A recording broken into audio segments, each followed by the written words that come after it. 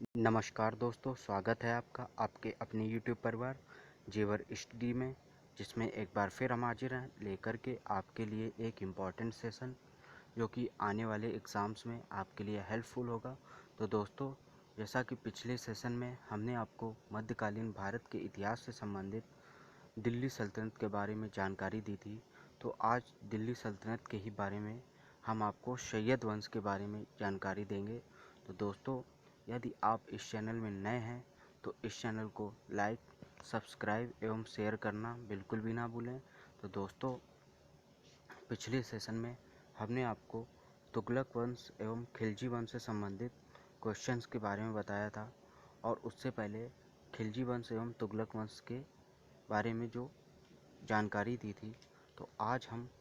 तुगलक वंश के बाद जो कि सैयद वंश, जिसका दिल्ली सल्तनत में शासन रहा था, उसके बारे में आपको जानकारी देंगे। तो दोस्तों, सैयद वंश की शुरुआत 1414 ईस्वी में हुई थी, और इससे पहले जब तुगलक वंश का शासनकाल था दिल्ली सल्तनत में, तो तुगलक वंश के सबसे कमज़ोर एवं अंतिम शासक नसीरुद्दीन महमूद तुगलक के शासनकाल में दिल्ली सल्तनत पर तुर्क आक्रमणकारी तैमूर लंग ने आक्रमण किया। जी हाँ दोस्तों, तुर्क आक्रमणकारी तैमूर लंग जो कि दिल्ली सल्तनत पर आक्रमण करने नसीरुद्दीन महमूद के शासनकाल में आया, और उस समय दिल्ली सल्तनत की स्थिति उसके कमज़ोर शासक की वजह से बहुत ही कमज़ोर थी। तो दोस्तों, जब तैमूर लंग ने दिल्ली को आक्रमण किया और कई बार लूटा, उसके बाद नसीरुद्दीन महमूद तुगलक ने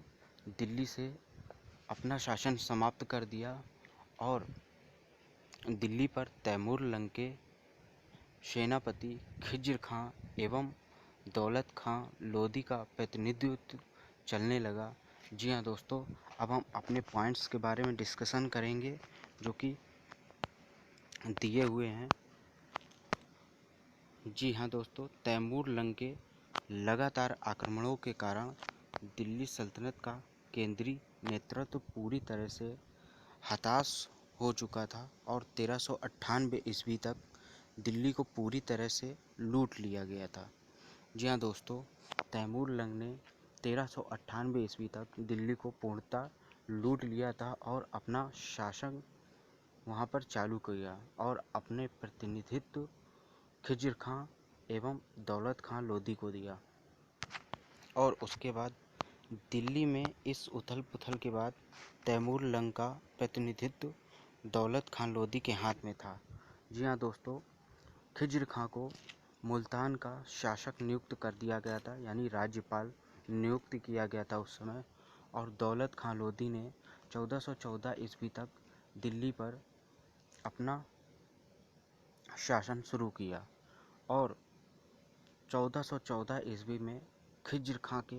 हाथों में दिल्ली सल्तनत का प्रतिनिधित्व चला गया। जी हाँ दोस्तों, तैमूर लंग के द्वारा दिल्ली सल्तनत में 1414 ईस्वी में खिज्र खां को नियुक्त किया गया था, और तैमूर के नाती यानी तैमूर लंग का जो नाती था शाहरुख मिर्ज़ा, उसको खिज्र खां द्वारा कर भेजना पड़ता था, और वो दिल्ली सल्तनत में शाहरुख मिर्ज़ा के अधीन शासन कर रहा था, जो कि तैमूर लंग का नाती था। तो दोस्तों, तैमूर लंग ने खिज्र खां को सर्वप्रथम मुल्तान क्षेत्र, जो कि पंजाब क्षेत्र था, का राज्यपाल नियुक्त किया था, और बाद में मुल्तान, लाहौर एवं दीपालपुर का शासक भी नियुक्त किया था। जी हाँ दोस्तों, तैमूर लंग ने खिज्र खां को दिल्ली का शासन देने से पहले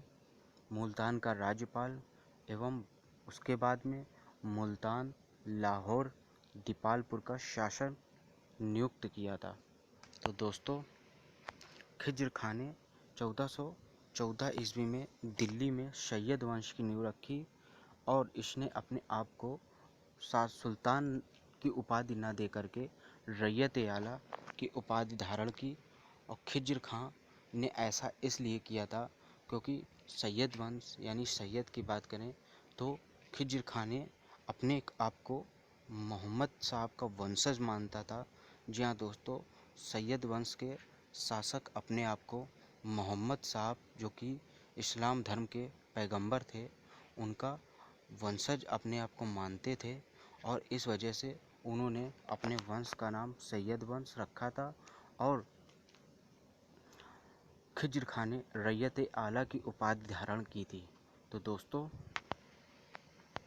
खिज्र खां की मृत्यु मई 1421 ईस्वी में ही हो गई थी और खिज्र खां की मृत्यु के बाद उसका पुत्र मुबारक खां ने शासन प्रारंभ किया और शाह की उपाधि धारण की। जहाँ दोस्तों, मुबारक खां ने मुबारक शाह उपाधि धारण कर दिल्ली सल्तनत पर शासन शुरू किया और सैयद वंश का ये पहला शासक था जिसने अपने नाम के सिक्के भी चलवाए थे। जी हाँ दोस्तों, मुबारक शाह के द्वारा दिल्ली सल्तनत में अपने नाम के सिक्के भी जारी करवाए गए थे और मुबारक शाह के दरबार में यदि विद्वान की बात करें तो विद्वान उसके दरबार में जो रहने वाले थे वो याहिया बिन अहमद सरहिंदी थे, जिन्हें मोहम्मद शाह के दरबार में संरक्षण प्राप्त था और इन्होंने ही तारीख ए मुबारक शाही नामक पुस्तक लिखी थी, जिसमें सैयद वंश से संबंधित बहुत से तथ्य मिलते हैं। तो दोस्तों, याहिया बिन अहमद सरहिंदी जो कि विद्वान थे और मुबारक शाह के दरबार में इन्हें संरक्षण प्राप्त था और इन्होंने तारीख ए मुबारक शाही नामक पुस्तक लिखी थी और मुबारक शाह ने यमुना नदी के किनारे मुबारकाबाद नामक नगर की स्थापना भी की थी। जहाँ दोस्तों,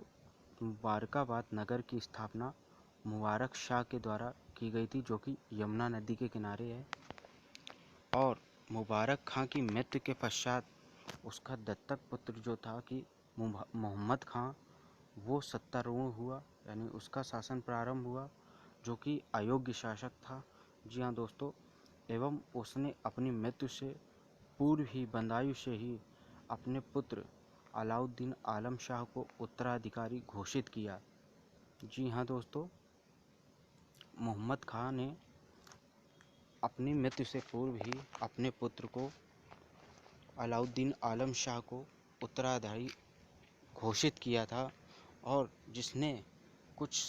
समय तक शासन करने के बाद जब सैयद वंश की हालत बहुत ही कमज़ोर थी, उस समय उसने अपनी स्वेच्छा से ही दिल्ली सल्तनत को बहलोल लोदी के लिए छोड़ दिया। जी हाँ दोस्तों, बहलोल लोदी जो कि दिल्ली सल्तनत में बिना किसी आक्रमण या दबाव के अपना शासन आरंभ करने के लिए आया था और अब उसकी स्वेच्छा से, अलाउद्दीन आलम शाह की स्वेच्छा से दिल्ली सल्तनत को छोड़ने के बाद बहलोल लोदी दिल्ली की गद्दी पर बैठा था और इस तरह जब वो बदायूं लौट गया अलाउद्दीन आलम शाह,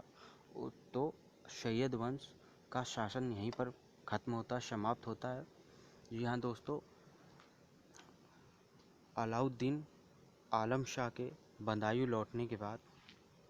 जो सैयद वंश का शासन था, 37 वर्षों का शासन, वो समाप्त हुआ और उसके बाद बहलोल खान लोदी ने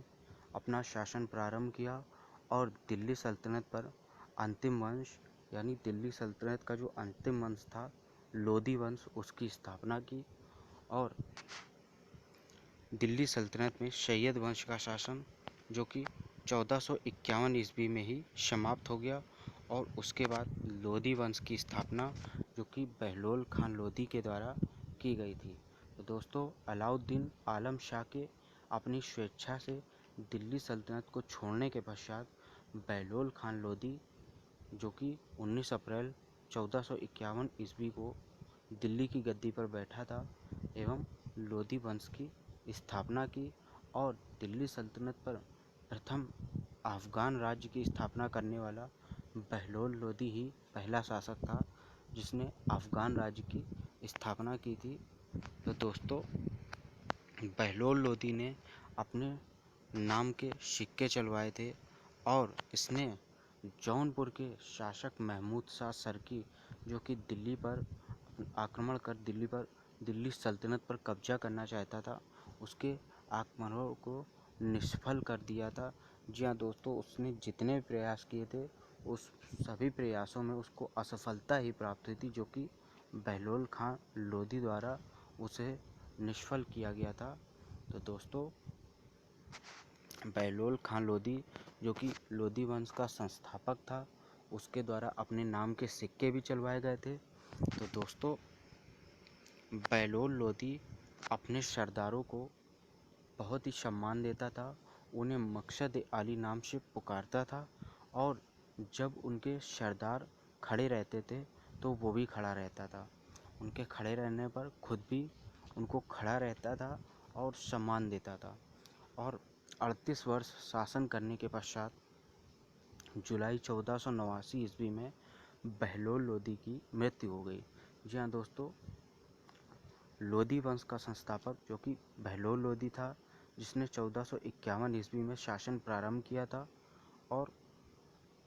38 वर्ष शासन करने के पश्चात इसकी मृत्यु हो गई थी। यानी 1489 ईस्वी में बहलोल खां की मृत्यु हो गई थी। और इसकी मृत्यु के बाद इसके पुत्र निजाम खां ने जुलाई 1489 को ही सुल्तान सिकंदर शाह की उपाधि धारण कर दिल्ली के सिंहासन पर बैठा। और अगर सिकंदर लोधी की माता जी की बात करें, जो कि एक स्वर्णकार हिंदू थी, और इनसे पहले जो तुगलक वंश के शासक हुए फिरोज शाह तुगलक, उनकी भी माता भी जो कि हिंदू थी, और दूसरे शासक सिकंदर लोधी हुए जिनकी माँ एक हिंदू थी, जो कि स्वर्णकार हिंदू परिवार से संबंधित थी। तो दोस्तों, बहलोल खां लोधी की मृत्यु के बाद उसका शासक जो कि सिकंदर लोधी, उसका पुत्र जो कि निजाम खां था, सिकंदर शाह की उपाधि से दिल्ली सल्तनत पर सत्तारूढ़ हुआ। और सिकंदर लोधी ने भूमि की माप कराई और उसके आधार पर भूमि कर नियत करने का आदेश दिया, एवं इसके लिए एक प्रमाणित पैमाना गज सिकंदरी चलाया, जो कि लगभग 39 इंच का होता था। जी हाँ दोस्तों, गज सिकंदरी जो कि 39 इंच का लगभग होता था, जो कि सिकंदरी गज के नाम से भी जाना जाता था। जी हाँ दोस्तों, जिसे सिकंदरी गज सिकंदर लोधी के द्वारा चलवाए जाने के कारण सिकंदरी गज या गज सिकंदरी के नाम से जाना जाता था। और 1504 ईस्वी में सिकंदर लोधी के ही द्वारा आगरा शहर की स्थापना की गई थी। जी हाँ दोस्तों, आगरा शहर की स्थापना करना इसलिए ज़रूरी हो गया था सिकंदर लोधी के लिए, क्योंकि दिल्ली सल्तनत में लोधियों की आर्थिक हालत कमज़ोर होती जा रही थी, और इस कारण आगरा शहर का जो स्थापना हुई वो 1504 ईस्वी में सिकंदर लोधी के द्वारा ही करवाई गई, और आगरा नगर का निर्माण हुआ। और ऐसा उसने इटावा, बयाना, कोल, ग्वालियर एवं धौलपुर के शासकों को अपने अधीन रखने के लिए सर्वप्रथम आगरा को अपनी राजधानी बनाया था। जी हाँ दोस्तों, उसने इटावा, बयाना, कोल, ग्वालियर एवं धौलपुर के जो शासक थे उनको अपने अधीन रखने के ही लिए ये निर्णय लिया था, और आगरा को सर्वप्रथम राजधानी बनाया। और सिकंदर लोधी जो कि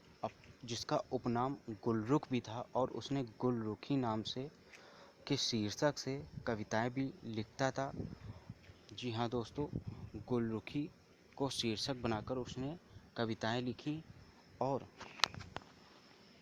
इसने अपने शासनकाल में सिकंदर लोधी ने संस्कृत के आयुर्वेद ग्रंथों को फारसी में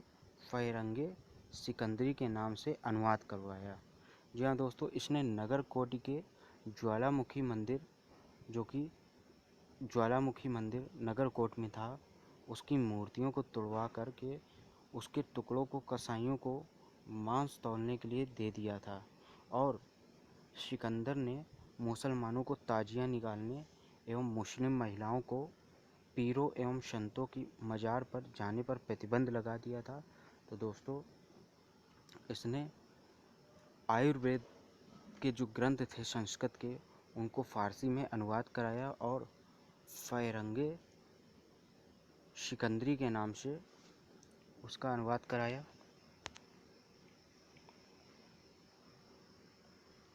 एवं इसने जो नगर कोटि में ज्वालामुखी मंदिर था उसकी मूर्ति को तोड़वा करके कसाईयों को मांस बेचने के लिए बांट के रूप में यूज़ करने के लिए दिया। और मुसलमानों के लिए इसने ताजिया पर प्रतिबंध लगाया एवं मुस्लिम महिलाओं को पीरों एवं संतों के मज़ार में जाने पर प्रतिबंध लगाया। और इसकी मृत्यु की बात करें जो कि गले की बीमारी के कारण हुई थी और नवंबर 1517 ईस्वी को सिकंदर लोदी की मृत्यु हुई थी। और सिकंदर लोदी की मृत्यु के पश्चात इसी दिन इसका ज्येष्ठ पुत्र जो कि इब्राहिम लोदी था, इब्राहिम शाह की उपाधि धारण कर आगरा की गद्दी पर बैठा। जी हाँ दोस्तों, आगरा की गद्दी पर बात करें इस वजह से क्योंकि दिल्ली सल्तनत की अब राजधानी अगर सल्तनत काल की जो कि आगरा आ चुकी थी और आगरा की गद्दी पर शासन के लिए इब्राहिम लोदी बैठा। तो दोस्तों, इब्राहिम लोदी एवं राणा सांगा के बीच युद्ध हुआ था जो कि 1517 से 18 ईस्वी में हुआ था और इसमें इब्राहिम लोदी की हार हुई थी और राणा सांगा जीते थे। जी हाँ दोस्तों, इब्राहिम लोदी और राणा सांगा के बीच ये युद्ध हुआ था और इसके बाद इब्राहिम लोदी का युद्ध जो कि बाबर के साथ हुआ था और राणा सांगा जी का भी युद्ध बाबर के साथ हुआ था। तो दोस्तों, इब्राहिम लोदी एवं राणा सांगा के इस युद्ध में जिसमें राणा सांगा की विजय हुई और लोदी यानी इब्राहिम लोदी की हार हुई और बाबर को भारत पर आक्रमण करने के लिए निमंत्रण, क्योंकि पंजाब के शासक दौलत खान लोदी जो कि तैमूर लंग का सेनापति था पहले और इब्राहिम लोदी के चाचा आलम खां ने दिया था, जिसके बाद 1526 ईस्वी में पानीपत का प्रथम युद्ध हुआ एवं बाबर एवं इब्राहिम लोदी के बीच ये युद्ध हुआ जिसमें इब्राहिम लोदी की हार हुई। और इसी युद्ध में दिल्ली सल्तनत का ये पहला सुल्तान था जो कि युद्ध में मारा गया था। लोदी वंश की इसी युद्ध में समाप्ति हुई और जब इब्राहिम लोदी मर गया तो उसके बाद लोदी वंश का यहीं पर समापन हुआ और लोदी वंश के समाप्त होते ही दिल्ली वंश का यानी दिल्ली सल्तनत का अंत हुआ। तो दोस्तों, दौलत खान लोदी